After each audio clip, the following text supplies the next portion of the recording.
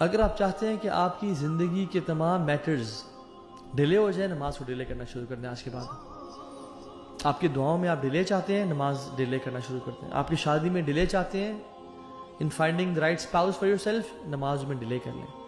if you want money to be delayed، job چاہتے ہیں کہ 1 سال تک نہیں ملی، اب باقی سالوں میں نہ ملے، ڈیلے یور صلاح.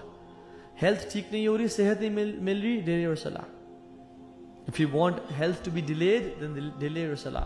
if you want financial security to be delayed، delay your salah. اور اگر آپ چاہتے ہیں کہ زندگی میں جلدی آنا شروع ہو جائیں چیزیں، تو never ever miss your salah and delay your salah. واللہ اس بندے کی زندگی نحوست والی ہے جو نماز نہیں پڑھتا، یا جو نماز کو ڈیلے کرتا ہے. اس کی زندگی میں کچھ نہیں رکھا. جو فجر کی نماز نہیں پڑھتا، شیطان اسے کان میں یورینیٹ کر دیتا ہے. اس کی زندگی میں کیا خیر و برکت ہوگی، اس کی زندگی میں کیا ایکٹیونیس ہوگی. وہ تو لیتھارجی سے اور ڈپریشن سے بھرا ہوا ہوگا وہ شخص.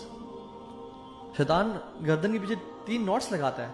جب انسان، حدیث کے مطابق آتھینٹک حدیث، جب انسان اٹھتا ہے تو پہلی کھل جاتی ہے، وضو کرتا ہے دوسری کھل جاتی ہے، تیسری تب کھلتی ہے جب وہ نماز پڑھتا ہے فجر کی. امیجن جو شخص فجر کی نماز ہی نہیں پڑھتا اور روزانہ ہی 8 بجے 9 بجے اٹھ رہا ہے، 10 بجے اٹھ رہا ہے، 7 بجے اٹھ رہا ہے، وہ فجر کی نماز نہیں پڑھتا. اس کی زندگی میں کیا خیر و برکت، اور کیا وہ اللہ سے کیا خیر امید کر سکتا ہے وہ.